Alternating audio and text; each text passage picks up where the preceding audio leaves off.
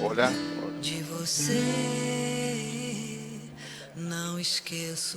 Hola, hola, hola. ¿Funciona? ¿Sí? ¿Sí? ¿Sí? Bueno. Bueno, buenos días a todos. Bienvenidos a este panel que, como sabemos, lleva por nombre Corrección Política y Lengua, y en el que va a ser coordinado por el señor Alex Grigelmo, el doctor Alex Grigelmo, a mi derecha. Y luego harán uso de la palabra los siguientes colegas que van a ser presentados a su vez por Grigelmo. En mi calidad de presidente de este panel, estoy representando a la Asociación de Lingüística y Filología de América Latina. Mi nombre es Adolfo Elisaincin. Quisiera decir solamente dos muy breves cuestiones. Primero, que como la tarea de todo intelectual y de toda persona que se dedica un poco al pensamiento y y los lingüistas sobre todo, al gremio al cual pertenezco, nos cuestionamos todo. Primero todo, la crítica, y luego se ve qué es lo que pasa. A mí me pasa con el término de esta forma de corrección política. No entiendo mucho, admito, es mi problema, el concepto de corrección política, por un lado, asociado a lo de lenguaje. No sé si porque quizá a lo mejor estamos pensando en cosas diferentes cuando decimos corrección política. Podría haberse dicho quizá corrección moral, corrección ética, corrección no sé qué. Bueno, pero se estableció corrección política y intentamos asociar ese concepto con el concepto o con las prácticas del lenguaje. Ese es el trabajo y la actualidad del tema. Esa era la primera cuestión que quería hacer. La segunda tiene que ver con el tiempo. Nos han encarecido desde la organización del Congreso, tanto al coordinador como a mí, que seamos estrictísimos en el tiempo que tiene cada uno de quienes usan la palabra. La cuestión no es lo último que digo, cortar el derecho a la expresión del pensamiento de nadie, al decir tienen tantos minutos para hablar. Es simplemente respetar el tiempo de los demás, porque si esto se atrasa, luego se atrasa lo que sigue, lo que sigue, lo que sigue, y el último no va a tener tiempo para nada. Nada más que eso. Los dejo con Alex Grigelmo entonces, doctor en periodismo por la Universidad Complutense de Madrid. Ha publicado una serie de trabajos muy importantes sobre estas temáticas y quiero decirle a él y decir a todos que disfruto yo personalmente muchísimo de su columna semanal en Babelia, el periódico madrileño, del periódico madrileño El País, sobre cuestiones de lengua explicadas con un nivel que todo el mundo lo entiende, pero con una rigurosidad realmente excepcionales. Entonces, dejo con ustedes a este lujo de coordinador que tenemos en esta mesa, el señor Alex Grigelmo. Muchas gracias. Muchas gracias, Adolfo.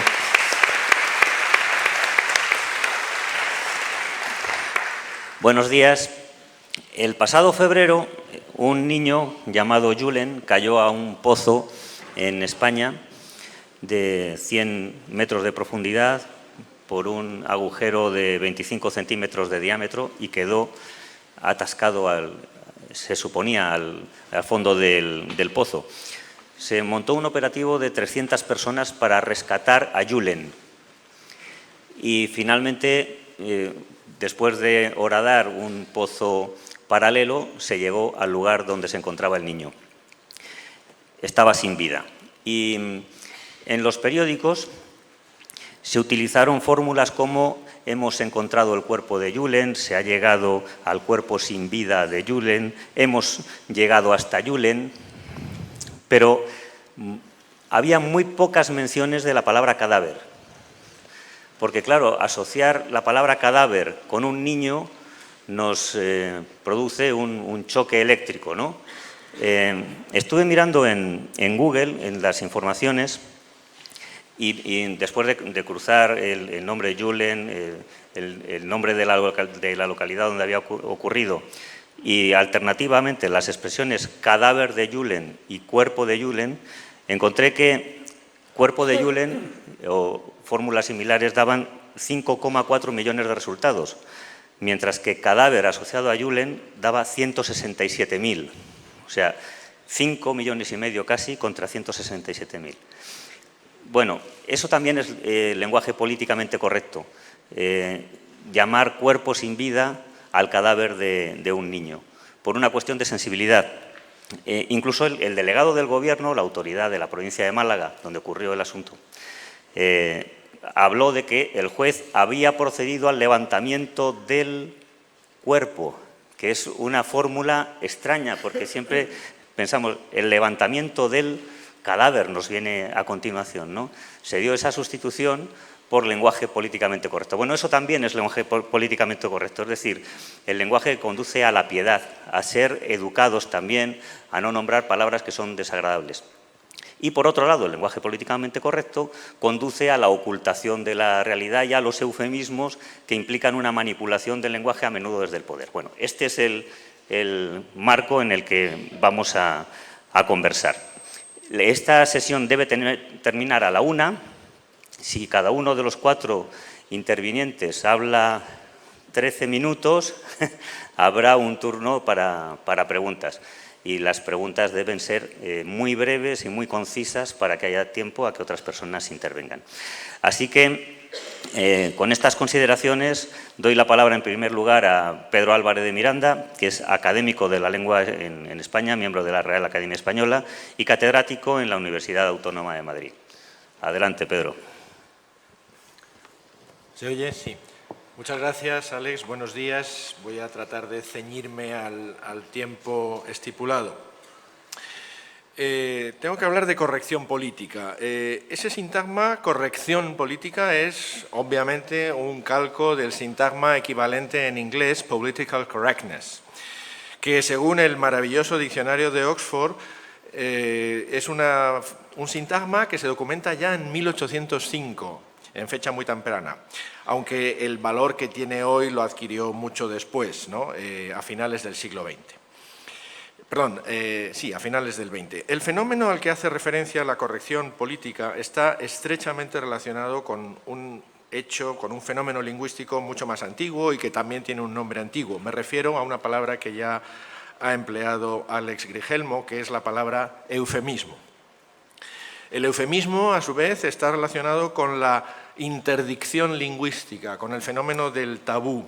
Los hablantes se autoimponen determinadas restricciones e incluso prohibiciones en el empleo de ciertas palabras y, en virtud de esa autoprohibición, esas palabras son sustituidas por otras, bien creadas ex professo, bien asignando nuevos vocablos, nuevos significados a vocablos ya existentes. La palabra sustitutoria de la palabra prohibida o tabuizada es el eufemismo. El uso de eufemismos, de expresiones sustitutorias de otras con intención de atenuar la presunta crudeza de estas o el rechazo que puedan suscitar, eso es la corrección política. Curiosa denominación, por cierto, en la que el sustantivo corrección no tiene nada que ver con el concepto tradicional de corrección en lingüística y en cuanto al adjetivo política, pues también tiene un sentido mucho más amplio que el que habitualmente tiene ese adjetivo. El fenómeno del eufemismo es bien conocido. Por ejemplo, las personas tienen a veces el temor supersticioso a la palabra culebra, que es una palabra tabú, ¿no? Y la sustituyen en algunas zonas de España por la palabra bicha. En un determinado momento, para dignificar a las criadas o sirvientas, se las llamó con una perífrasis. Las perífrasis son muy frecuentemente estrategias del eufemismo. Se las llamó empleadas de hogar. en España al menos. Ahora bien, un fenómeno muy conocido es que la palabra eufemística, que sustituye a la palabra tabuizada, puede llegar a cargarse también ella misma de la valoración negativa que tenía la sustituida. Fíjense, por ejemplo, que decimos ir al baño, ir al lavabo, ir al servicio, porque dos palabras al menos de las que designaban ese recinto se han convertido en palabras casi impronunciables, muy groseras en español. La palabra váter, que en su día fue un eufemismo, váter closet, y la palabra retrete, que es un galicismo antiguo del siglo XVI, que viene del francés retraite, y que en principio era una palabra inocente y hoy es una palabra muy ordinaria en España. Es decir, el referente contamina al signo. Este es, me parece, el contexto teórico en que hay que situar la cuestión del lenguaje políticamente correcto. Fíjense, por ejemplo, en otro caso, el de la denominación en inglés, la palabra Afroamerican para sustituir a una palabra que se consideraba inadecuada, como era black, no digamos a la muy peyorativa nigger. Tampoco se dice ya colored people, sino que han encontrado por fin la manera de designar sin problemas, ¿no?, a las personas de raza negra con la denominación Afroamerican, que no sé si algún día se contaminará, puede ocurrir. En español tenemos un caso parecido, curiosamente, en España, ¿no? No sé si aquí lo van a conocer. Decimos en España subsahariano para designar a los negros, porque la palabra negro nos incomoda. Entonces, como están al sur del Sáhara, pues nos hemos inventado el adjetivo subsahariano. No lo desapruebo. Ahora bien, existen muchos casos en que la corrección política puede estar muy cerca de ser una forma de censura. De autocensura, desde luego, pero en definitiva de censura. Una cuestión que me ha tocado vivir muy de cerca es la relativa a la inclusión en el diccionario o a veces a la exclusión que algunos desean de determinadas palabras o expresiones en aras de la corrección política. La Academia, por ejemplo, recibió peticiones de eliminar una acepción de la palabra cáncer, la acepción que decía proliferación en el seno de un grupo social de situaciones o hechos destructivos, es decir, el significado que tiene en una frase como la droga es el cáncer de nuestra sociedad.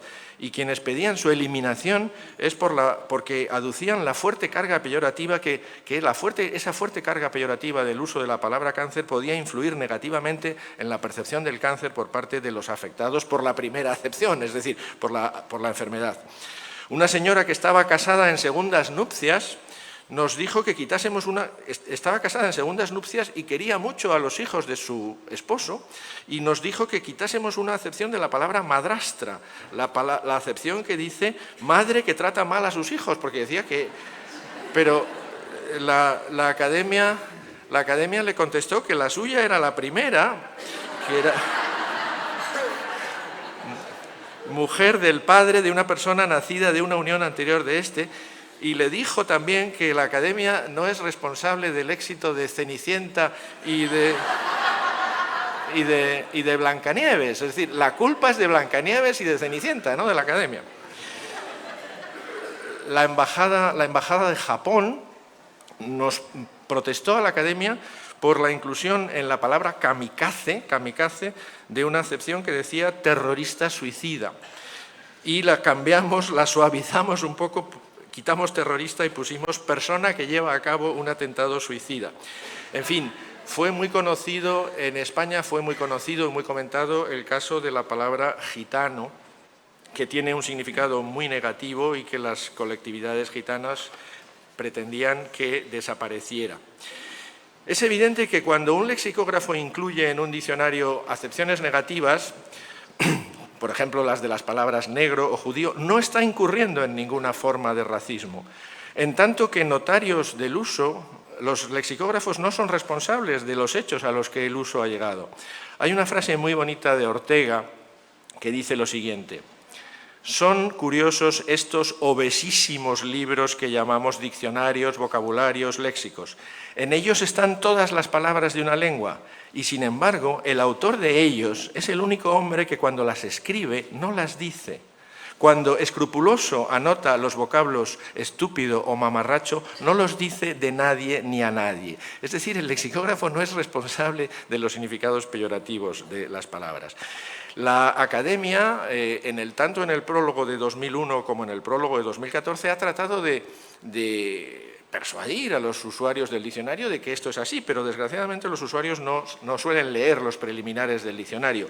Les voy a leer solo un trocito de las palabras preliminares de la edición de 2014, que dicen: del mismo modo que la lengua sirve a muchos propósitos, incluidos algunos encaminados a la descalificación del prójimo o de sus conductas, refleja creencias y percepciones que han estado y en alguna medida siguen estando presentes en la colectividad.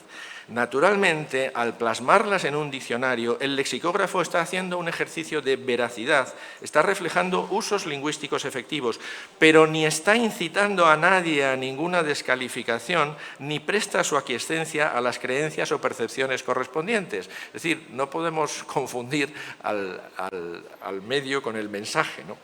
En suma, yo no creo mucho en la capacidad prescriptiva de la Academia o de las academias, pero menos aún puede suscitar adhesiones el que se reclame de ellas una actitud no ya prescriptiva, sino incluso proscriptiva. Eso de ninguna manera.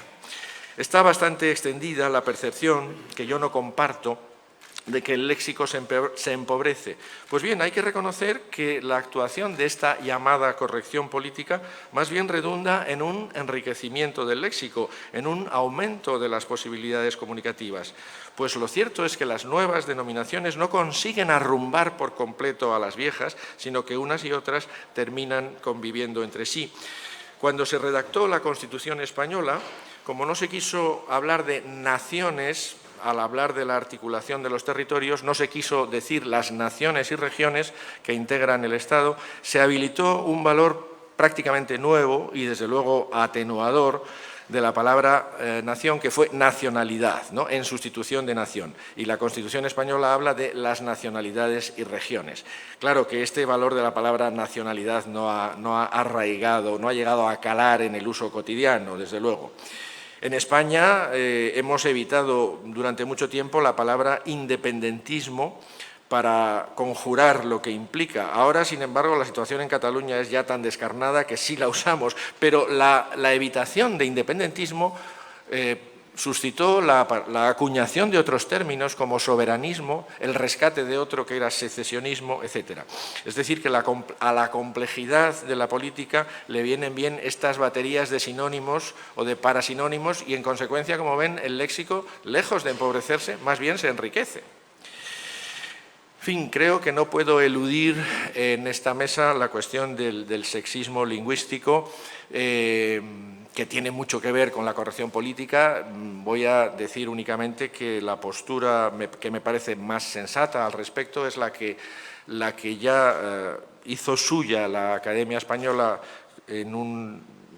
y que quedó plasmada en un informe del académico Ignacio Bosque, aquí presente, que es de 2012, un texto que se llama Sexismo lingüístico y visibilidad de la mujer. Yo también he publicado un librito recientemente sobre estas cuestiones que se llama El género y la lengua.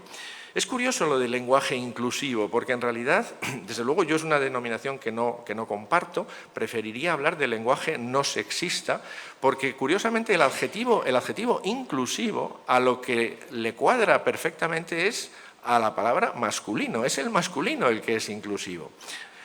Si yo tengo en mi clase en la universidad, tengo un grupo formado por 15 chicos y 15 chicas, y si voy por el pasillo y me encuentro con un colega y me pregunta ¿cuántos alumnos tienes este año?, contesto 30. Y si luego me pregunta de cuántos chicos y chicas tengo, pues tengo 30 alumnos y 30 alumnas. Pero si me pregunta cuántos alumnos tengo, contesto que tengo 30, no contesto que tengo 15. Si esto se entiende y se acepta y se desdramatiza, creo que entonces el asunto está resuelto. Pero desde luego no se desdramatiza, sino que al contrario se dramatiza bastante. Desde luego, todos los subterfugios ideados para eludir la cuestión del sexismo lingüístico, la arroba, la X, los desdoblamientos son agotadores, no se pueden llevar hasta sus últimas consecuencias. En español hay una tradición retórica de iniciar un discurso diciendo señoras y señores, eso está muy bien y debe seguir haciéndose, pero luego se dice señoras y señores, estamos aquí reunidos para celebrar no sé qué. No, señoras y señores, estamos aquí reunidos y reunidas para, porque eso sería, en mi opinión, sería absolutamente agotador. Y bueno, me parece mejor aceptar que el masculino es el género no marcado, es el género inclusivo. ¿Qué se le va a hacer? Un partido político en España que se llamaba Unidos Podemos, ahora ha decidido llamarse Unidas Podemos. Veremos a ver qué recorrido tiene esa denominación. Fíjense que la cuestión de la corrección política puede llegar a afectar incluso a terrenos tan aparentemente inocuos o inocentes como la ortografía. En España hay personas que son partidarias de escribir Cataluña con NY, como en catalán. Yo no, desde luego. Yo no voy a renunciar a una forma española, no voy a renunciar a nuestra famosa ñ, de la que estamos tan orgullosos y de la que tanto presumimos, ¿no? Si yo escribo Cataluña, por supuesto voy a escribir Cataluña con ñ. Y si yo me refiero a la provincia de Lérida, voy a decir la provincia de Lérida y no la provincia de Lleida. Del mismo modo que digo Inglaterra y no digo England. Es tan evidente que hacer de esto un problema me parece verdaderamente absurdo, ¿no? No se es más sensible a la causa, no se es más sensible a Cataluña por escribir Cataluña con NY que escribiéndolo con ñ. En fin, me he centrado en lo políticamente correcto en el plano del lenguaje, porque estamos en un congreso sobre la lengua.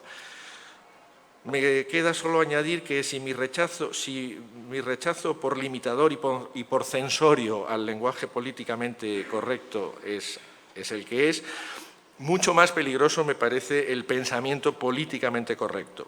Me quedo en la lengua y termino con una última reflexión. Nadie, ninguna minoría selecta, ninguna academia, ni siquiera todas las academias de la lengua española hermanadas como lo están en una asociación, nadie tiene poder para actuar sobre el rumbo del idioma. El idioma es de todos los hablantes, de esos 500 y pico millones de hispanohablantes de los que nos sentimos tan ufanos. Afortunadamente, nadie puede dirigir ni hacia lo políticamente correcto ni hacia lo políticamente incorrecto a más de 500 millones de hablantes soberanos. La lengua es, más que ningún otro, el territorio de la libertad. Muchas gracias.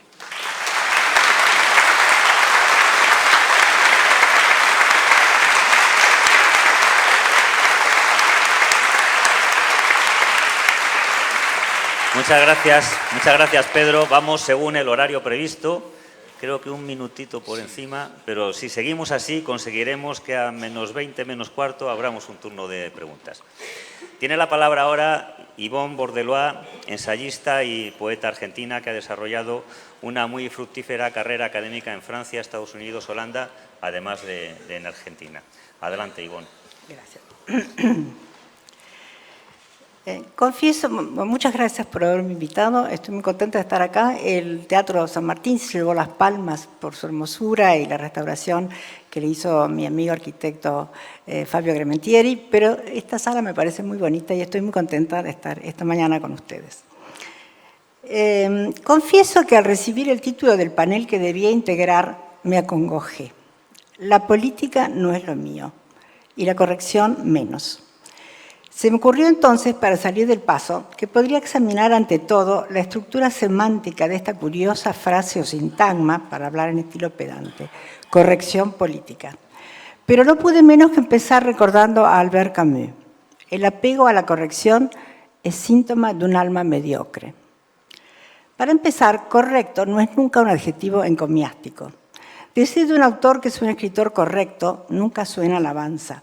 Un arquitecto, un abogado o un médico correcto son eufemismos para señalar la escasa brillantez de los méritos profesionales de los susodichos.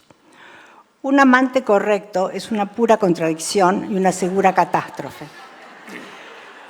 ¿Por qué insistimos entonces tanto en la corrección? Por ejemplo, de nuestro lenguaje. Cuando el lenguaje es ese ser viviente, irrefrenable, recreándose a sí mismo a través de intentos a veces fallidos y otras veces logrados.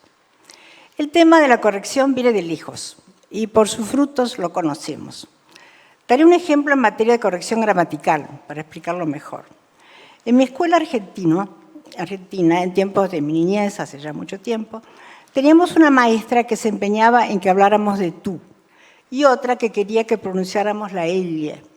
Ambas se esforzaban para alcanzar lo que ellas entendían que era un mejor nivel de lenguaje. Ambas fueron inexorablemente derrotadas por el tiempo y la realidad. Pero nuestro tema específico es la corrección política. En mi opinión, este sintagma es un oxímoron, es decir, una contradicción en sí misma, como hablar de una noche diurna o una guerra pacífica. Porque la política no es el reino de la corrección, sino de la imaginación, la audacia, la utopía eficiente. Ni la toma de la Bastilla, ni del Palacio de Invierno, ni de la Moncada fueron operaciones políticamente correctas, sino revoluciones que dejaron huella. Si se le preguntara a Lenin, al Che Guevara o a Mao Zedong por su corrección política, probablemente el tenor de su respuesta no sería correcta, sino abiertamente heterodoxa o bien blasfematoria. No hay corrección económica ni corrección filosófica. Adam Smith no era correcto, era un profeta. Nietzsche no era correcto, era un genio. Todos sabemos naturalmente que la corrección política en la lengua es una fuente constante de eufemismos que intentan rescatar los matices discriminatorios infligidos a ciertos grupos o instituciones no plenamente valoradas por la sociedad en su conjunto. Así pasamos de sirvientas a mucamas y luego a muchachas y más tarde a empleadas. Del mismo modo, los porteros evolucionaron a conserjes y después a encargados. Nosotros, los viejos, pasamos sucesivamente a ancianos, abuelos y personas mayores. Los inválidos progresaron a discapacitados y finalmente a personas con capacidades especiales. El loquero se volvió manicomio y luego psiquiátrico y el asilo avanzó a geriátrico. Los agraviados putos se transformaron en elegantes gay. En Estados Unidos, los negros devinieron afroamericans. Cada uno de estos pasos supone un avance en la conciencia colectiva acerca de la delicada susceptibilidad que comparten los miembros de estos grupos y reafirmaría, al parecer, la capacidad de respeto y compasión que en las llamadas democracias profesan los privilegiados que no adolecen de las supuestas carencias implícitas en estas categorías. Llegada a este punto, se me ocurre comparar el sintagma corrección política, que me resulta a veces algo ridículo, o en el peor de los casos, hipócrita, con un concepto que quisiera examinar y que es de algún modo su antípoda, que es el del derecho a la ofensa. Es decir, que mientras la corrección política es la estrategia contra los ofensores, el derecho a la ofensa sería la estrategia del derecho de los ofendidos. Se suele afirmar que en una democracia no existe el derecho a no ser ofendida. La corrección política no está legalizada, pero se usa ampliamente en los medios como recurso de censura cuando algún energúmeno o alguna energúmena se extralimita en sus fobias sociales, raciales o sexuales. Pero en el caso de las llamadas ofensas o injurias, la jurisprudencia y la práctica de muchos países que lidian por la diversidad, la tolerancia y la libertad de expresión suelen desestimar la ofensa como delito civil pasible de condena. Así, en la portada del País, en diciembre de 2015, bajo el título El derecho a la ofensa, podemos leer un artículo firmado por Fleming Rose, jefe de la sección internacional de un diario danés. Comillas, en una democracia disfrutamos de muchos derechos, el derecho al voto, el derecho a la libertad religiosa y de expresión, el derecho de reunión o la libertad de movimiento, entre otros. Pero el único derecho que no deberíamos tener en una democracia es el derecho a no ser ofendidos. Así que, en vez de enviar a la gente a que aprenda a tener sensibilidad cuando dice algo ofensivo, todos necesitamos aprender insensibilidad.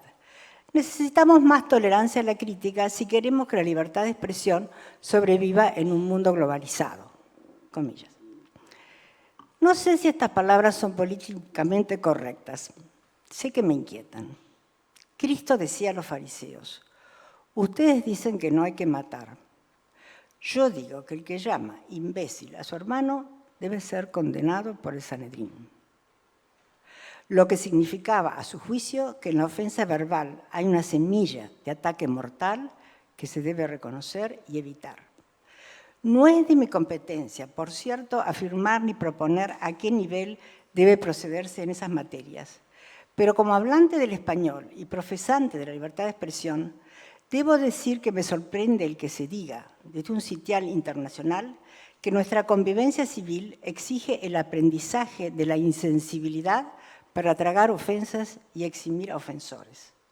El casamiento de la tolerancia y la insensibilidad en nombre de la democracia y la libertad de expresión me resulta sospechoso. Criar piel de elefante ante ofensas graves es abandonar el resguardo que debemos a la dignidad de nuestras personas y nuestra cultura, un resguardo a través del cual se juega nuestra identidad. Prudencia y sensibilidad son también materias pendientes para aquellos que se entregan impunemente a la tarea de humillar públicamente al prójimo.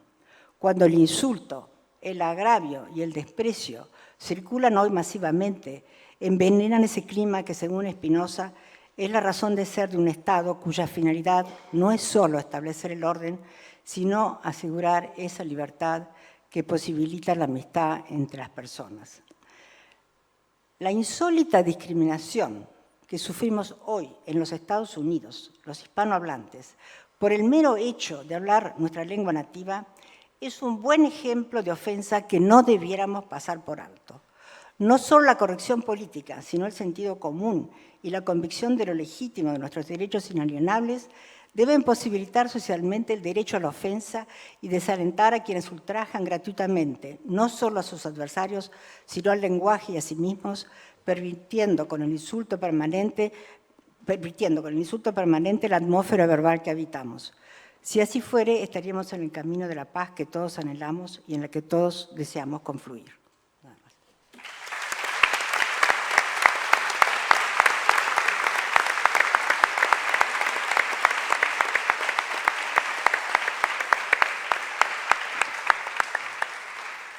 Muchas gracias, Ivonne. Estamos ganándole al tiempo en su terreno. Son las 12:10, o sea que vamos muy bien.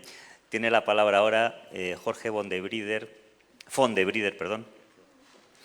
gran poeta argentino que dirige el Club de Traductores Literarios de Buenos Aires. Adelante, Jorge.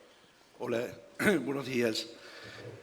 Tengo que decir que cuando me ofrecieron participar en esta mesa, tuve que soportar durante casi 2 semanas las burlas de mis hijos y de mis amigos, porque no soy una persona políticamente correcta, como lo voy a demostrar en breve.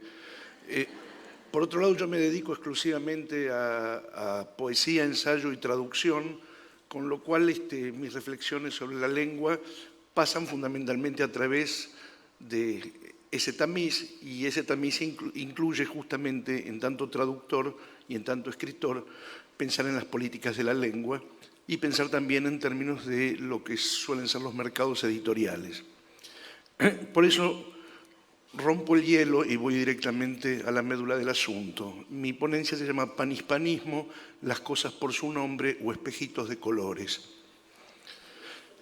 El diccionario de la Real Academia define gentilicio a partir de 3 acepciones, que denota relación con un lugar geográfico, perteneciente o relativo a gentes o naciones y perteneciente o relativo al linaje o familia. Los gentilicios se pueden sustantivar, es decir, uno puede referirse a una persona mencionándola únicamente por su gentilicio.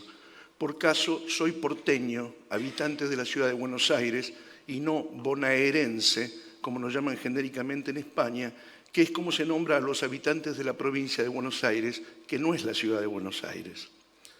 La imposición del nombre también se da en muchos y muy variados contextos. Podría pensarse que el conquistador puede nombrar como quiera al conquistado. Los españoles, por ejemplo, llamaron araucanos a los mapuches, nombre que en lengua mapudungún, la que habla este pueblo del sur de Sudamérica, significa gente de la tierra. Los ingleses, en cambio, a los canoeros del canal Beagle los denominaron tequenica, porque cuando el capitán Robert Fitzroy les preguntó en inglés cómo se llamaban, los canoeros contestaron tequenica, que en lengua yámana, denominación que los propios yámanas se asignan a sí mismos, significa no entiendo. Tanto en el caso de los españoles y los mapuches, como en el de los ingleses y los yámanas, hay un notable desequilibrio de fuerzas. Sin embargo, las formas de nombrar erróneamente a otros pueblos no son privativas de los más fuertes. Cuando antes del siglo XVI los mapuches comenzaron decididamente su expansión hacia el este, invadiendo las vastas mesetas de la Patagonia argentina, llegando incluso hasta el sur de la provincia de Córdoba, fueron imponiendo, en alguna ocasión por la fuerza, sus usos, costumbres y también su lengua a los pueblos que iban encontrando. Al hacerlo también les cambiaron los nombres. Es así como los Aoniquén del sur de la Patagonia argentina empezaron a ser llamados tehuelches, que nuevamente en mapudungún significa gente brava, haciendo una posible alusión a la resistencia que los Aoniquén le ofrecieron a la expansión mapuche. Por su parte, los yámanas, que tenían como vecinos en la estepa de Tierra del Fuego a los Selknam, los nombraron despectivamente onas, que aparentemente en yámana significa caca fría. Hasta el día de hoy, por influencia de España y de Inglaterra, muchos se refieren a los mapuches como araucanos y a los extintos canoeros fueguinos como tequenicas, aunque el misionero Thomas Bridges, considerando que los aborígenes ocupaban un territorio al que llamaban Yagashaga, introdujo un nuevo error y los rebautizó Yaganes, nombre que al menos en los libros ingleses se utiliza para nombrar a los yámanas. Como se ve, los malentendidos pueden imponerse de muchas formas. Los humanos, a través de la historia, les hemos puesto nombres a todo lo que hay en el mundo, así como a nuestra manera de relacionarlos con seres y objetos. Luego, con la misma frecuencia y por muy diversas razones, hemos hecho lo imposible por cambiar la nomenclatura bajo la cual designamos todos. En algunos casos se eliminó el detalle en pos de una supuesta síntesis. En otras oportunidades, cuando los objetos dejaban de existir, hubo quien pensó que ya no había necesidad de conservar sus nombres porque no era necesario entrar en detalle. Aclaro que cualquiera que vaya a traducir Flaubert, y ese fue mi caso, va a encontrar que hay muchas palabras en la lengua de Flaubert que ya no tienen traducción al castellano, entonces no sirven los diccionarios contemporáneos para saber a qué se está refiriendo. Se sabe, gracias a los filólogos, lingüistas y lexicógrafos, que cada siglo pierde un 20% de su vocabulario y gana otro tanto. Sin embargo, hubo veces en las que creímos que había que cambiar la manera de nombrar las cosas para de ese modo forjarnos la ficción de que la realidad también puede cambiar y, por qué no, mejorarse. Estos fenómenos se dieron en casi todas las épocas y en casi todos los pueblos. Esta suerte de chasco lingüístico se llama eufemismo, término que el DRAE, siempre abstracto y poco eficiente, define con su habitual gracejo como manifestación suave o decorosa de ideas cuya recta y franca expresión sería dura o malsonante. El diccionario Robert, en cambio, acaso por francés conceptualmente más claro que el español, dice que eufemismo es la expresión atenuada de una noción cuya expresión directa tendría algo de desagradable.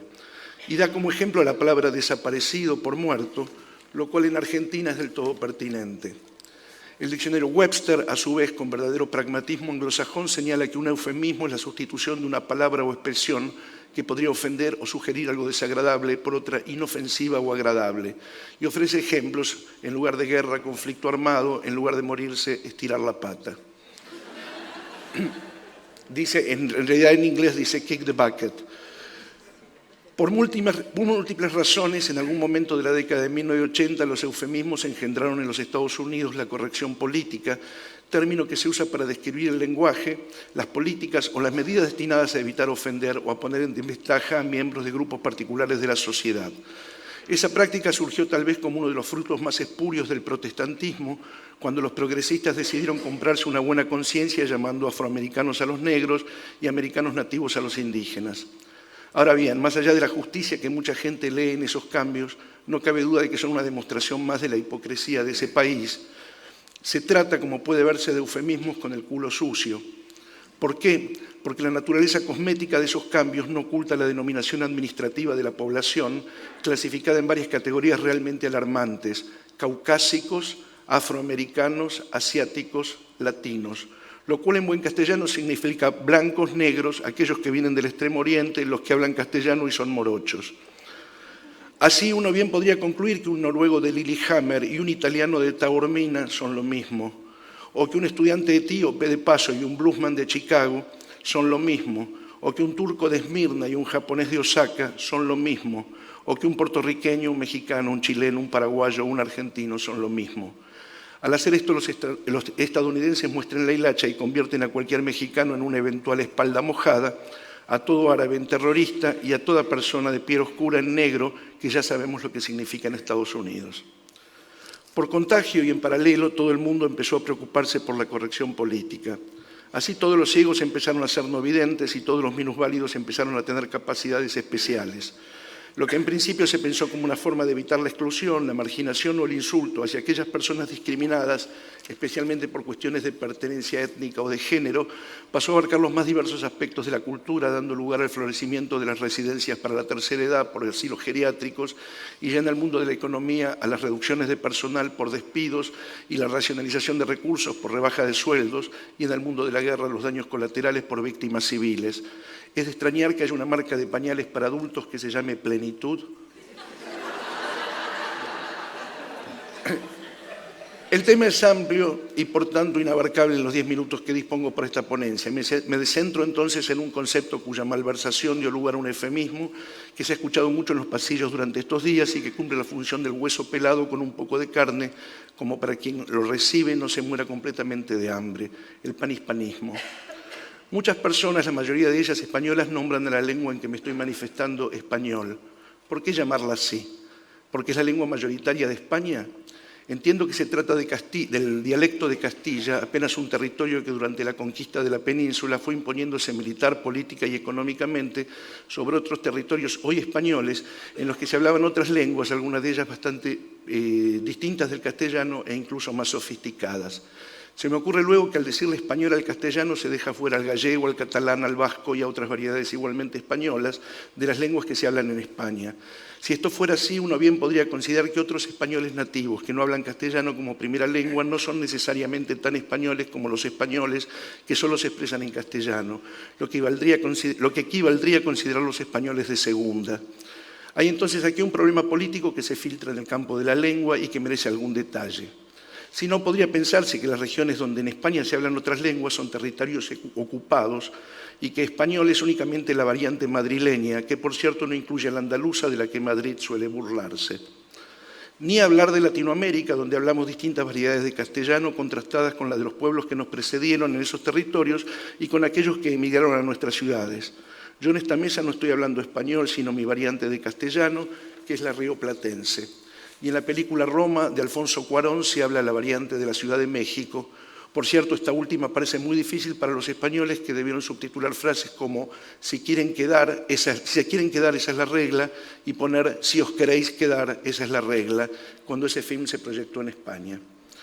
Con algún simplismo habrá quien pretenda disfrazar estas cuestiones para intentar despolitizarlas. Ahora bien, si no fueran políticas, ¿qué hace acá el monarca español presidiendo un congreso que tendría que tener como únicos intervinientes a filólogos, lingüistas, lexicógrafos, escritores, traductores y profesores de lengua?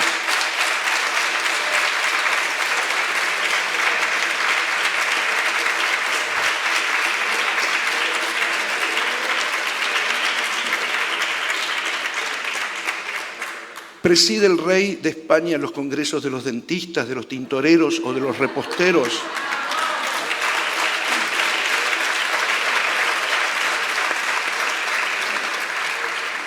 Claramente no, porque los intereses que hay en juego cuando se trata de la lengua son otros. Lo sabemos desde Antonio de Nebrija, quien le dijo a los reyes católicos que sin una gramática no podrían conquistar América, algo que esos mismos reyes hicieron a costa de 9 millones de indígenas muertos, según las estadísticas de Svedan Todorov. Y aquí conviene recordar que España ha adscripto la lengua castellana a la marca España, disimulada ahora con la denominación España Global, y que como eso no ha cambiado de los gobiernos de izquierda a los de derecha, no queda otro remedio que pensar que se trata de una cuestión de Estado. Y si no me equivoco, el rey es el funcionario vitalicio que representa al Estado español.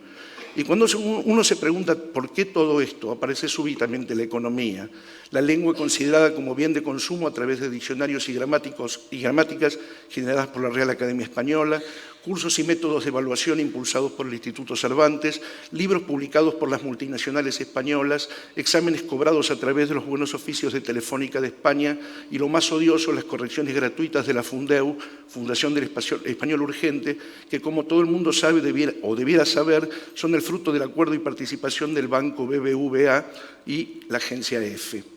En este punto, puestas las cosas negro sobre blanco, alguien va a preguntarse, a invocar al panhispanismo, engendro que los españoles, temerosos de la fragmentación de la lengua castellana, pusieron de moda en términos lingüísticos en la Asamblea de Filología del primer Congreso de Instituciones Hispánicas, una convención invocada en 1963 por el Instituto de Cultura Hispánica, institución creada por Francisco Franco en 1945 como forma de burlar a través de Latinoamérica el ostracismo al que la diplomacia mundial había condenado a su dictadura.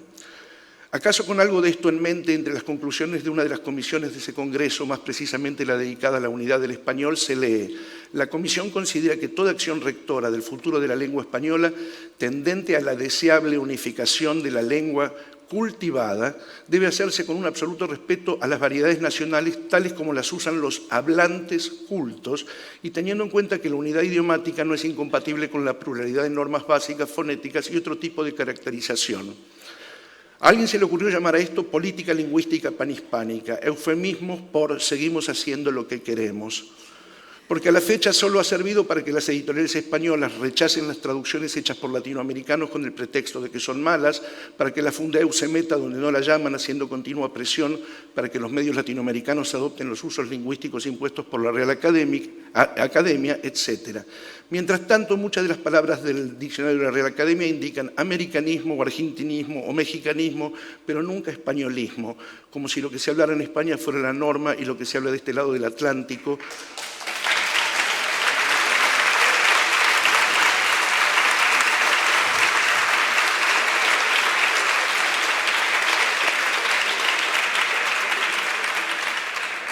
y lo que se habla de este lado del Atlántico y no Atlántico, la consonante TL se pronuncia en América, el defecto. En el pasado, cuando el mundo estaba más equilibrado, cuando no se compraban abusivamente los derechos de autor para la lengua, imponiendo de ese modo una única traducción posible para todas las provincias del castellano, Alfonso Reyes y Jorge Luis Borges ya tuvieron que pelear por estas cuestiones juntamente con muchos de los participantes españoles de ese congreso preocupados por la unidad del español. Borges y Reyes, que entre otras cosas nos liberaron del refranero español, no estuvieron solos. Afortunadamente Vicente Huidobro, César Vallejo, Pablo Neruda y más acá en el tiempo Juan Rulfo, Alejo Carpentier, Guillermo Cabrera Infante, García Márquez, Julio Cortázar, Juan José Saer y tantos otros, a través de sus respectivas obras, lograron hacer del castellano una lengua expresiva y llena de matices, algo que siguen haciendo los escritores latinoamericanos ya tan lejos de la cháchara vetusta de los congresos. En la actualidad resulta más que evidente que hay que volver a pelear por estas mismas cuestiones porque está claro que la lengua no solo es un instrumento de comunicación o una forma de expresión del espíritu humano, sino también un commodity que busca comerciarse, por ejemplo en los Estados Unidos, país que en 2050 será el que tenga la mayor cantidad de hablantes de lengua castellana. Como ya lo ha advertido el Instituto Cervantes, habrá por lo tanto mucho que vender. ¿Querrán nuestros panhispánicos parientes peninsulares compartir las ganancias o volverán a ofrecernos como en el pasado espejitos de colores? ¿Cuál será el panhispánico porcentaje de cada uno?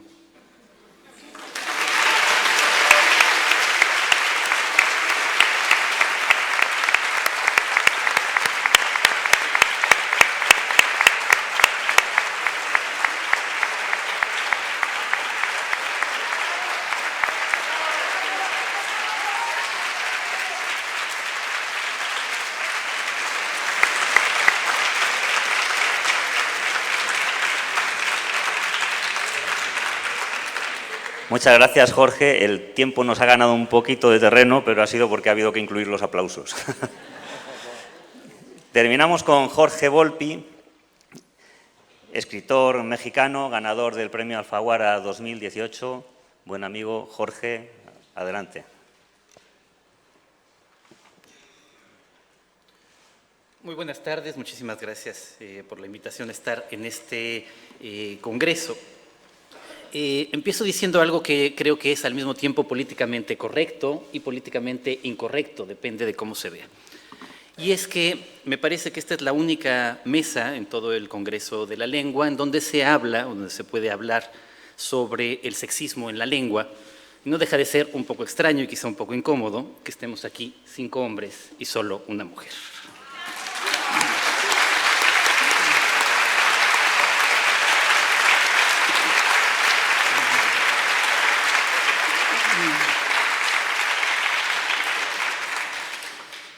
Comienzo con dos ejemplos extremos para luego hacer un resumen bastante rápido sobre algunas ideas al respecto.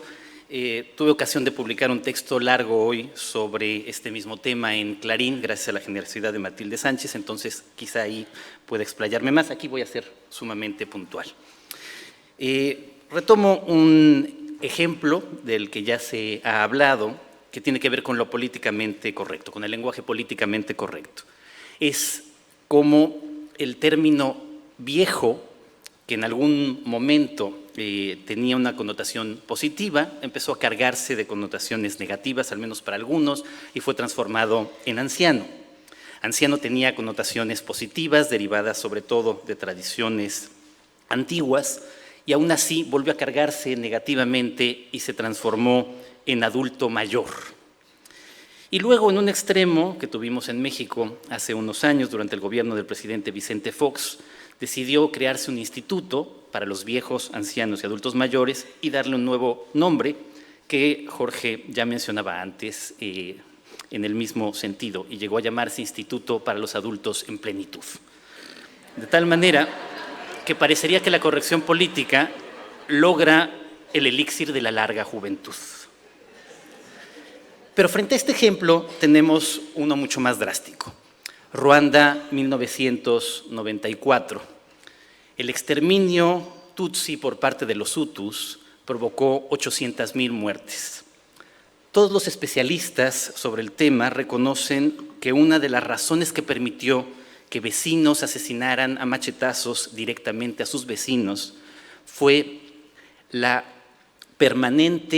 permanente uso de una palabra para referirse a esos otros, cucaracha. Quizás ahí utilizar la corrección política hubiese salvado algunas de esas 800,000 vidas. De tal manera que de un lado tenemos quienes piensan que se trata de un bozal o una camisa de fuerza, y del otro, quienes lo asumen como una brida o un arnés imprescindible, como el imaginado por Platón para controlar las pasiones del alma.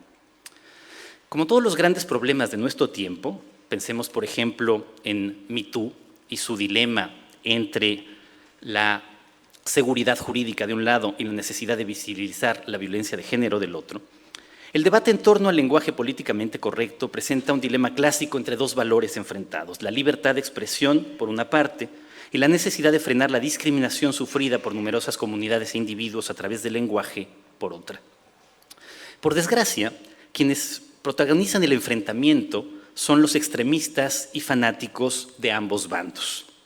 Aquí, los ayatolas o talibanes, uso dos palabras que nada tienen de políticamente correctas, de la libertad de expresión, sobre todo en el bando de los liberales, los libertarios y en general de la derecha conservadora, quienes la consideran una suerte de verdad revelada, una divinidad que no debería ser puesta en duda. Y allá, los redentores, normalmente de izquierda, que aspiran a renombrar todas las cosas, a retorcer el lenguaje hasta sus límites con tal de eliminar de su seno hasta la menor sombra de lo que a ellos les parece injusticias históricas. Las dos pandillas propugnan extremos que se tocan. Dejar que cada quien diga lo primero que se le antoje, sin que nadie pueda incomodarlo, o incluso hacerlo solo para incomodar y ganar unos aplausos. Esa ha sido la política en los últimos años, por ejemplo, de Trump o recientemente Bolsonaro, o inventar un nuevo idioma derivado del español, construido en un laboratorio al arbitrio de unos cuantos. Algo hay de autoritario en estas dos visiones contrapuestas. Una de impronta neoliberal que aspira a que nadie perturbe el sacrosanto mercado, la sacrosanta lengua española, y la de estilo comunista que aspira a resucitar una especie de newspeak impuesto desde las alturas de un partido que ya no existe. La realidad es otra.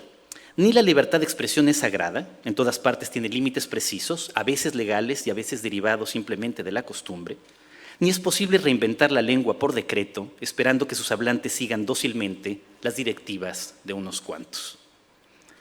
¿Aciertan los críticos del lenguaje políticamente correcto al decir que se puede destrozar la gramática sin que ello cambie la realidad? ¿O aciertan los defensores del lenguaje políticamente correcto quienes piensan que el retorcimiento de la lengua es un sacrificio necesario para que ésta contribuya a cambiar la realidad? El lenguaje es performativo. tiene efectos en la realidad. De ahí que cambiar el lenguaje significa cambiar el mundo o empezar a hacerlo. Pero ¿quién debe dictar esos cambios y cómo serán adoptados o no por los hablantes? Como cualquier creación cultural, la lengua refleja la desigual repartición del poder en el seno de las comunidades que la han hablado. Es por ello que el español tiene inevitables sesgos sexistas, machistas, homofóbicos, eurocéntricos, patriarcales y discriminatorios hacia todo aquello que en un momento u otro no se consideró normal. Y estos elementos se hallan no solo en ciertas palabras o expresiones, sino en su propia estructura, como el masculino devenido genérico no marcado. Lo mejor sería reconocer de entrada, aquí por ejemplo en el Congreso de la Lengua, que ese sustrato discriminatorio existe en el español, en vez de obstinarse en camuflarlo, obviando el elefante en medio del salón. Y pasar así al siguiente y verdadero problema. ¿Qué se puede hacer para corregirlo o enmendarlo? El lenguaje políticamente correcto nació con el fin de visibilizar la discriminación que numerosas comunidades, o en el caso de las mujeres, la mitad de los hablantes, han experimentado durante siglos, esforzándose por hallar expresiones equivalentes o neutras para sustituir aquellas cargadas con un historial de injusticia. En algunos casos se ha buscado una precisión casi científica, ya lo hemos dicho aquí, afroamericanos. En otros, las maromas conceptuales han resultado inconvenientes o ridículas, adultos en plenitud. A la necesaria sustitución de términos insultantes ha sobrevenido la tentación por renombrarlo todo, incluso sin saber si los grupos que en teoría se busca defender se sienten en efecto ofendidos. Pero a la aberración de descomponer todas las expresiones habituales del lenguaje en aras de lo políticamente correcto, equivale del otro lado el conservadurismo de quienes se escandalizan ante cualquier cambio radical adoptado por los hablantes y la mala fe de quienes, presentándose como adalides de la libertad de expresión, se empeñan en eludir cualquier corrección política, perpetuando voluntaria y cínicamente la injusticia. Sorprende que la discusión sobre el lenguaje incluyente, inclusivo o no sexista ocupe, ya lo digo, un espacio tan limitado en este Congreso. Numerosos escritores y académicos se han opuesto a él, sin reconocer en cambio la desigualdad entre hombres y mujeres, perpetuada, sí, en el lenguaje. Uno puede resistirse a ciertos usos incluyentes o inclusivos por economía lingüística o por razones de estilo. Eso lo hacemos en buena medida los escritores. Pero ello no debe equivaler a negar que la discriminación hacia las mujeres existe en el seno de nuestra lengua y a recomendar que en el espacio público se privilegie la educación cívica antes que el mero derecho a ofender. Hemos atestiguado, sí, el fracaso del intento de utilizar la X o la arroba para eliminar el masculino no marcado, el genérico no marcado, dado que estas grafías no pueden pronunciarse, y el éxito relativamente mayor en el intento de sustituir la O por la E. ¿Funcionará? Veremos si los hablantes terminan o no por adoptarla, pero nadie debería escandalizarse si ello en algún momento ocurre. Imponer cambios en la lengua desde arriba parece un ejercicio más inútil que autoritario. Sin embargo, ¿de qué otro modo luchar contra la discriminación si no es valiéndonos de la educación formal e informal y en particular de los medios? En ámbitos escolares y universitarios, debería ser función de los maestros mostrar los rasgos discriminatorios del español, así como las posibilidades de corregirlos, incluyendo, por ejemplo, la E genérica, para dejar que los nuevos hablantes elijan las formas de contrarrestarlos. La lengua es de quien la habla, y lo que más se necesita es educar a los ciudadanos para que eviten toda tendencia discriminatoria, no tanto en la lengua como en sus vidas cotidianas. Se impone privilegiar la empatía hacia los grupos tradicionalmente discriminados sin llegar al victimismo. Lo importante es visibilizar a los invisibles, no censurar a quienes se obstinan en preservar los rasgos discriminatorios de la lengua. Los mejores límites a la libertad de expresión son aquellos que el propio hablante se impone conscientemente. Más que con manuales o imposiciones desde arriba, habría que rescatar ese espíritu original del lenguaje políticamente correcto y no sus extremos, tratando de que cada hablante sea consciente de los usos discriminatorios que emplea a fin de que pueda evitarlos, sin que ello implique perder de vista la claridad y la eficacia de la lengua. La tarea de combinar la defensa de la libertad de expresión con la necesidad de frenar la discriminación lingüística parece ardua, Pero a fin de cuentas se trata de un ejercicio de creatividad semejante al que todos los grandes escritores de nuestra lengua siempre se han impuesto. Como ciudadanos conscientes nos corresponde el reto de imitarlos. Muchas gracias.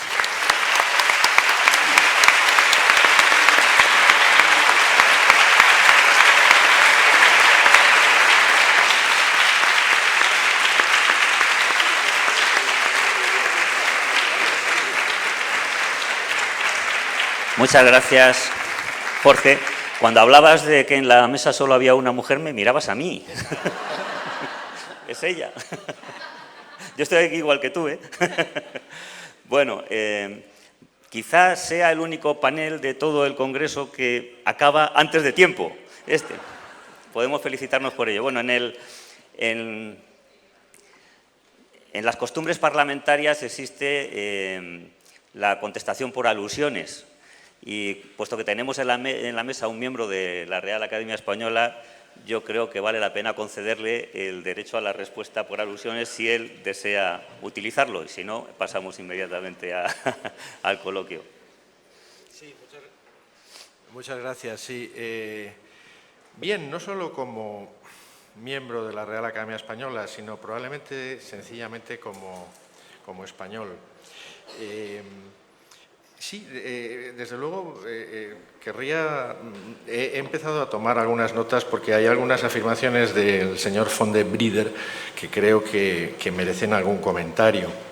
Por ejemplo, el hecho de que la película Roma de Alfonso Cuarón se estrenara en España con subtítulos originó un rechazo enorme.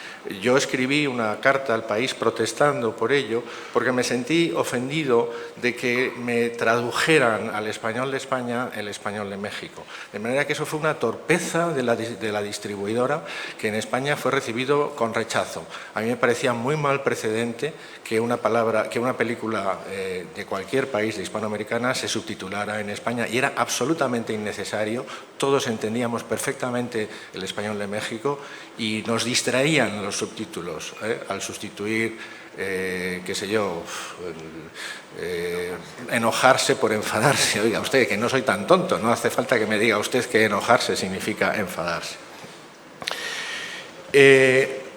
Es curioso que esté apareciendo en este congreso la vieja polémica entre español y castellano, de manera muy virulenta en la intervención del señor Mempo Giardinelli y también ahora en la de von der Brieder. Creo que un filólogo del que se puede decir casi que era casi argentino, aunque era español de nacimiento, pero que hizo toda su obra aquí, que se llamaba Amado Alonso, creo que les sonará a los argentinos, publicó un librito en 1938 que se llamaba Castellano, Español, Idioma Nacional, Historia Espiritual de 3 nombres. Perdón, contra él polemizó Borges. Ya lo sé que polemizó Borges, pero quiero decir, yo pensé que esa polémica estaba ya zanjada, por lo que se ve no está zanjada.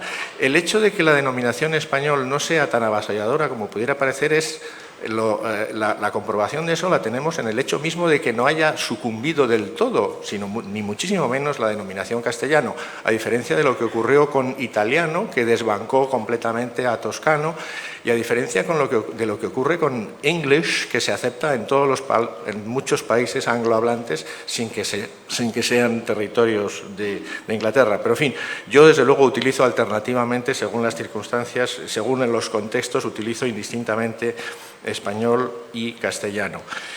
Tengo que decir también que en el diccionario de la Academia sí existe la marca España para algunas acepciones. Cierto que aparece menos de lo que debería aparecer y estamos en ello, es decir, que muchas acepciones que son solo españolas no llevan la marca España, pero no es exacto decir que la marca España no esté en el diccionario. Sí está, pero se usa menos de lo que debería aparecer.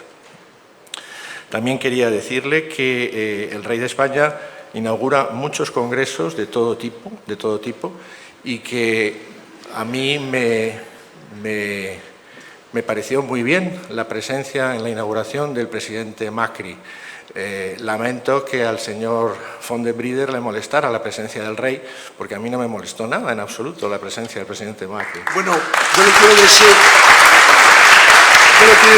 Perdón. El moderador soy yo, le concederé la palabra, pero prefiero que él termine su intervención. Bien, un par de... Brevemente ya, por favor. Sí, muy brevemente.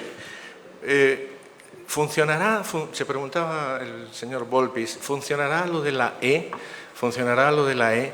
Bien, yo sobre todo lo que soy es historiador de la lengua y en los 10 siglos de vida que tiene esta lengua no conozco ningún caso, ninguno en absoluto, ni en ninguna otra lengua, en que un morfema haya sido impuesto, digamos, de arriba a abajo.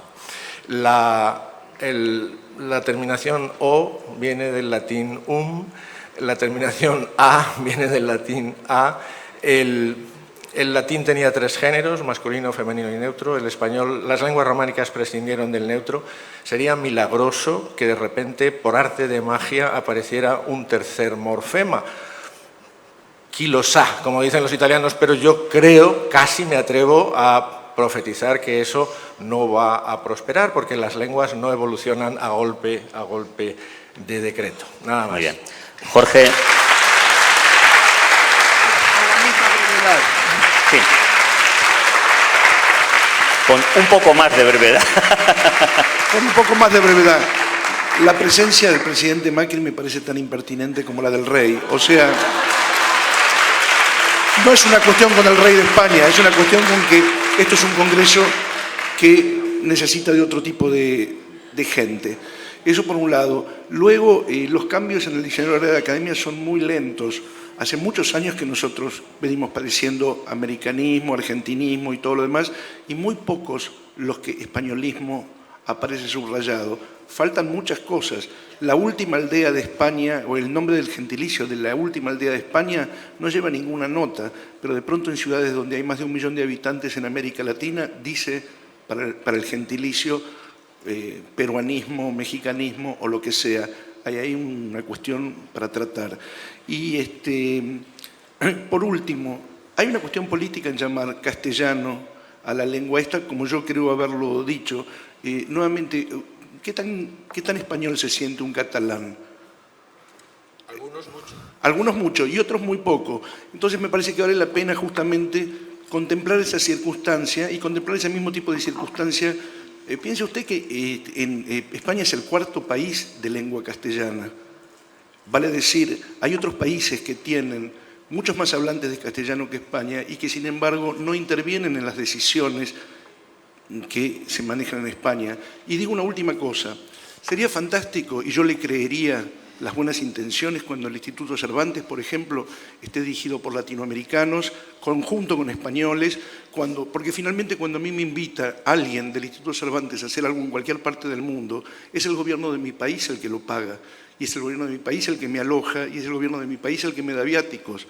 El Instituto Cervantes, no sé por qué se arroga un derecho que está más allá de lo que corresponde, pero es otra polémica. Es otra mesa ajena a esta. Bueno.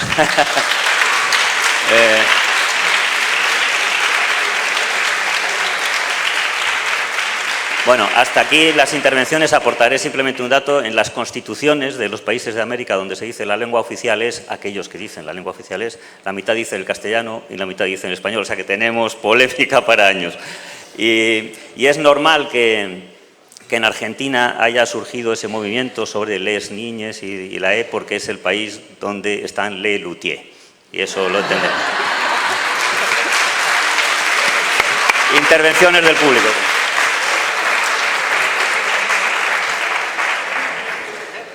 ¿Puedo hablar?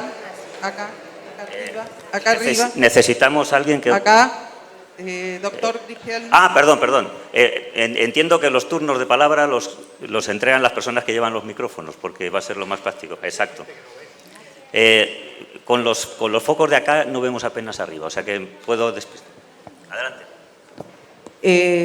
Buenas tardes. Una cuestión. Preguntas, por favor. Sí. Intervenciones largas matan aquí el entusiasmo que tenemos todos. Estoy de acuerdo. Quiero decir que soy profesora de castellano, literatura y latín. Así me dieron el título en el momento que me recibí. y tenía 2 preguntas para hacerles, pero solamente voy a decir que estuve muy orgullosa de recibir a los Reyes de España, porque yo considero como argentina que no puedo... Le ruego la pregunta, por favor. Bueno, No, esto no es sí, un debate político, está es bien. un lenguaje... La gente ha venido atraída por un título, respetemos a la gente que ha venido Sí, atraída por ese sí, título. de acuerdo. Quisiera saber por qué en el lenguaje políticamente correcto hay políticos actualmente que justamente para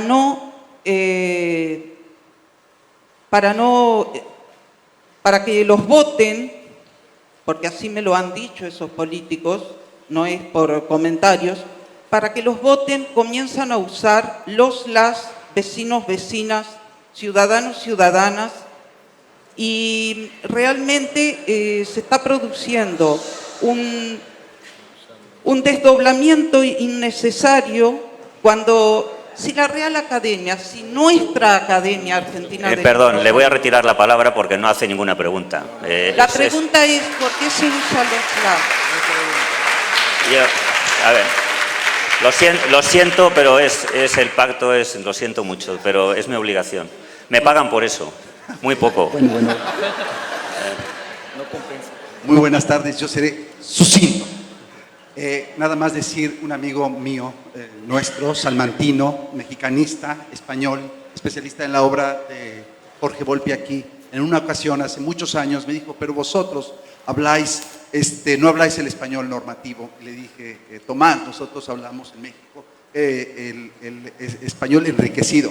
Esto viene a un comentario que estoy completamente de acuerdo con usted, señor Pedro Álvarez, que yo creo que se debe de decir de las 2 maneras, español o castellano, y esto enriquece la lengua. Gracias. Por favor, ¿hay algún periodista? ¿Puedo?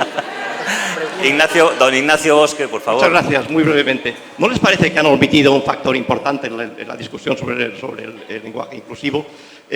Yo creo que en buena medida la duplicación de ciudadanos y ciudadanas y españoles y españolas es una especie de pin verbal. Un pin es una insignia que uno lleva para manifestar su adhesión a determinada causa, al mismo tiempo que habla de otras cosas. Por eso los que desdoblan todo el tiempo lo hacen cuando hay un micrófono o una cámara delante, de lo contrario nunca desdoblan, hablan como todo el mundo. De modo que,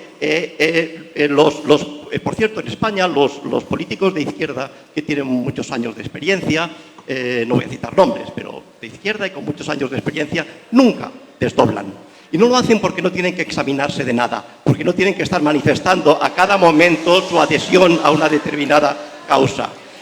Yo creo que el lenguaje, como decía Pedro, el masculino es el término inclusivo, y el término lenguaje no sexista me parece inapropiado, porque eso supone que el resto de los hispanohablantes que no desdoblamos estamos siendo sexistas. Bueno.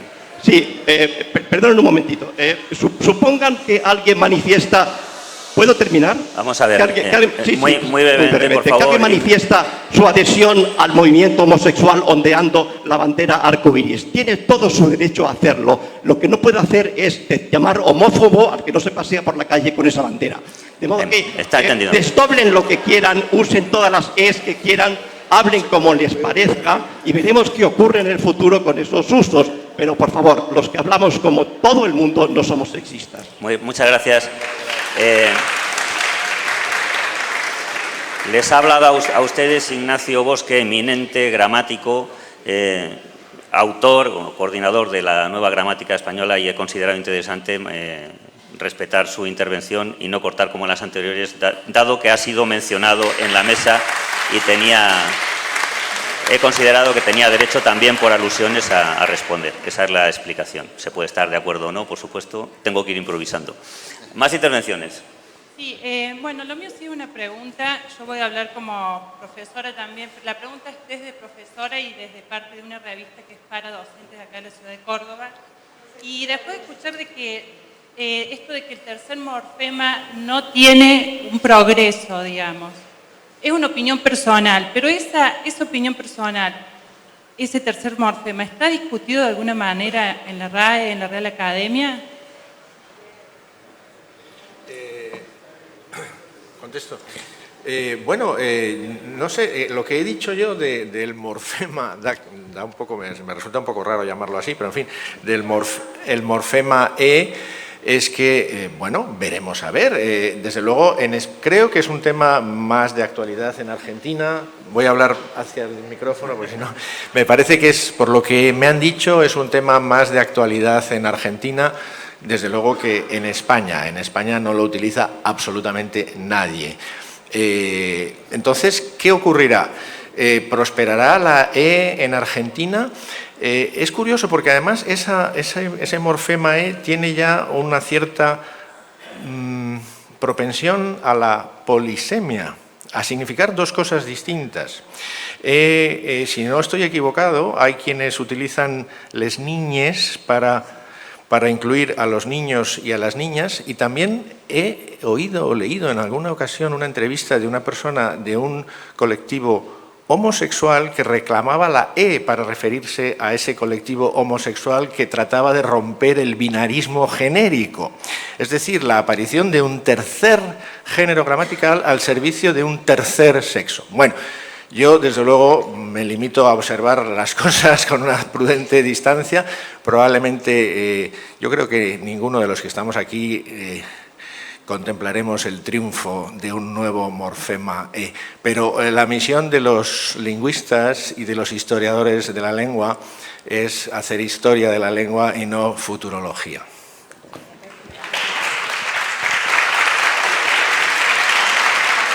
Hola.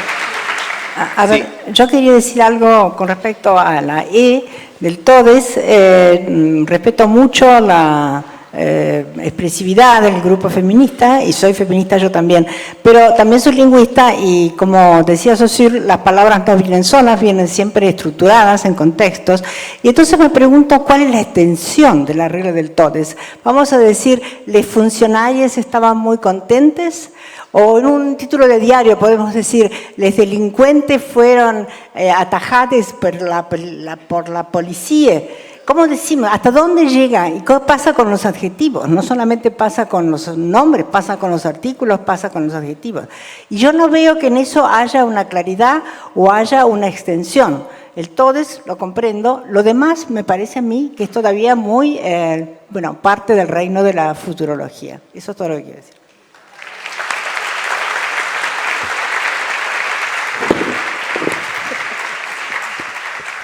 Una pregunta acá arriba.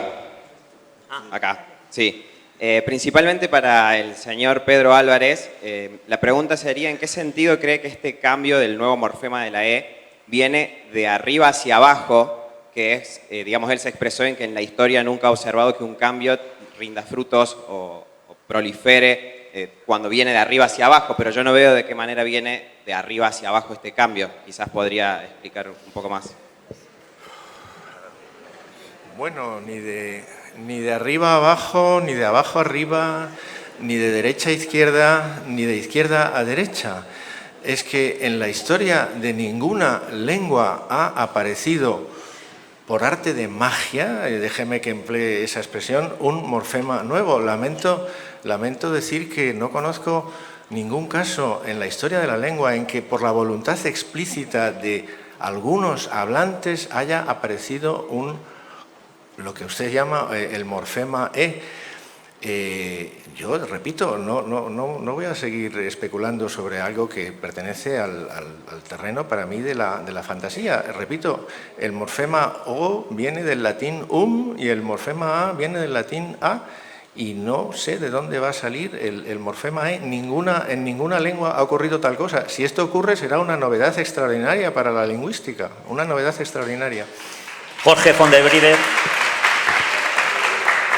Yo creo que hay dos ejemplos donde eso ha ocurrido así. Uno en Roma, cuando se produce la monoptongación, por ejemplo, con el tribuno de la plebe Claudio, que por demagogia empezó a llamarse Clodio, justamente como se llamaban, como las clases más bajas utilizaban, no diptongaban, sino que monoptongaban. Segundo ejemplo, mucho más reciente, Revolución Francesa. El francés tenía exactamente los mismos tiempos verbales que el castellano. En un determinado momento, por una cuestión demagógica nuevamente, la convención lo que empezó a hacer es eliminar el imperfecto del subjuntivo y el pluscuamperfecto del subjuntivo, y también en algunas proposiciones subordinadas eliminar el presente del subjuntivo. Usted en francés dice quand il fera froid, je porterai un manteau. Y nosotros nos decimos cuando haga frío voy a usar o usaré un saco. Antes, cuando usted va a los textos anteriores a la Revolución, va a encontrar que el sistema francés era exactamente igual que el castellano. Ahí la política intervino en los dos casos. Bueno, quedan 2 minutos si mi reloj no está mal. ¿Puedo hacer? Hay muchísimas Sí. manos. Tengo el micrófono. Pues, Acá, no, acá arriba. Acá arriba. Buen día. Buen día. De acuerdo. Es que hay alguien que está esperando también con el micrófono en la mano. Una pregunta. Por favor, voy primero abajo, puesto que la última fue de arriba. Algún criterio hay que tener. Pero muy concreto, por favor. Cortito. ¿Por qué ustedes entienden que se trata de imponer el lenguaje inclusivo con violencia? Y ¿cómo está correctamente dicho presidenta o presidente? No tiene... Hay muchos más temas relativos al lenguaje inclusivo que tienen que ver con otras discriminaciones, es curioso. Pero bueno, sí, rápidamente. No tiene casi nada que ver una cosa con... Primero, creo que es usted el primero que ha utilizado la palabra violencia en este contexto, que creo que la palabra violencia es completamente extemporánea en el asunto del que estamos hablando. Es muy interesante lo que dice usted de presidente, presidenta. En el siglo XVIII, yo he estudiado, voy a decirlo muy brevemente, he estudiado que en el siglo XVIII había en Madrid una cosa que se llamaba la Sociedad Económica de Amigos del País, en la que se instituyó una sección solo para mujeres que se llamaba la Junta de Damas. Y surgió la polémica ya en la prensa del siglo XVIII si a la mujer que presidía esa junta se la debía llamar presidenta o la presidente. De manera que la polémica es muy vieja y ha dado en español resultados a veces contradictorios. Hay sustantivos que flexionan, como por ejemplo este, presidente, presidenta, sin ninguna... Yo no tengo la menor duda, y en todos los casos en que hay resquicios de duda, yo me inclino generalmente por la flexión, de manera que yo digo habitualmente el médico, la médica y, por supuesto, muchos otros. En cambio, hay otros que no sabemos por qué se resisten a la flexión.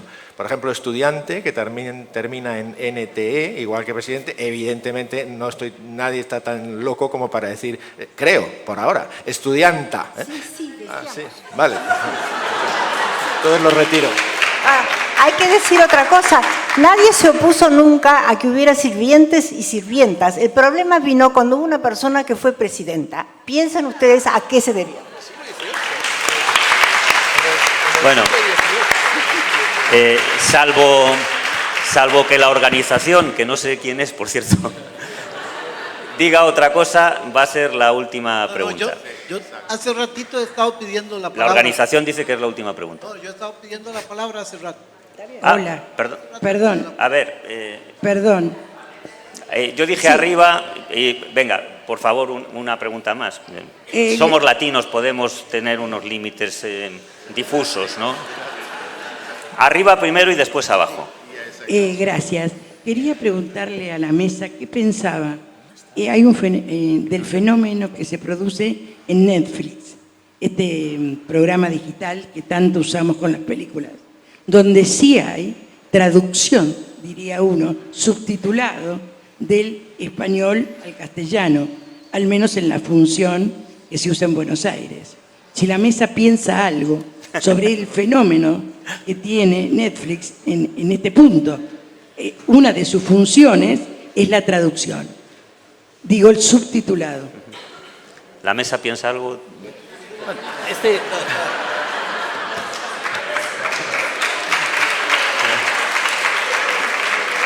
Somos una mesa bastante heterogénea, como nos hemos puesto de acuerdo en muchas cosas antes, pero en esta no. Este es justo el caso de Roma, que fue producida por Netflix y que por eso precisamente traía el subtitulaje. Yo no sé cómo lo hagan, sobre todo me pregunto quién es la persona capacitada para traducir del español de España al español de México. ¿Hay traductores de cada región lingüística hacia la otra? ¿Quién hace esto, no? Yo conocí como traductor argentino que trabajó para editoriales españolas, conocí a algunos correctores de estilo que en España españolizaban mis traducciones, muchas veces induciendo a errores. O sea, nosotros en castellano de América Latina no usamos la doble preposición, ir a por no lo decimos. Y yo decía voy a comprar pan y que me ponen voy a por pan, realmente no era mi traducción. Y hay gente que no solamente hace eso, sino que gana más que ganamos los traductores traduciendo por corregirnos y en todo caso españolizarnos. Es una práctica que no existe entre regiones. O sea, yo jamás pensaría en que tengo un problema frente a un léxico mexicano, un léxico chileno, un léxico colombiano. Hemos logrado en América Latina una cierta coiné. Hay un tema que no se trató en el Congreso, lo dejo para que en todo caso se piense en el próximo. Yo creo que el gran problema, la gran separación entre la lengua de España y la lengua de Latinoamérica no pasa por el léxico, no pasa necesariamente por la gramática, pasa por la prosodia. Y la prosodia está determinada básicamente por los escritores y me parece que en todo caso había que prestar atención a ese dato como para estudiarlo más. Muy bien. La última ya sí, la definitiva. Todavía es que, buenas tardes. Víctor Sánchez, de la Academia Costarricense de la Lengua. Una pregunta a don Pedro. Don Pedro, ¿podría referirse a corpus lingüístico, índice de uso y labor del lexicógrafo? Especialmente por la tarea que le toca al lexicógrafo. Se sale bastante del tema. De un corpus, esa es la pregunta. Trabaja de un corpus.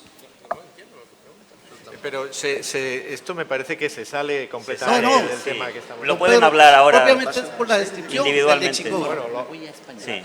La labor descriptiva del lexicógrafo, no normativa. Bueno, esta era una mesa sobre el lenguaje políticamente correcto. Lo hemos vadeado, hemos tenido discrepancias, pero lo más importante es que hemos tenido un inmenso acuerdo sobre el significado de cada una de las palabras que todos hemos utilizado. Muchas gracias.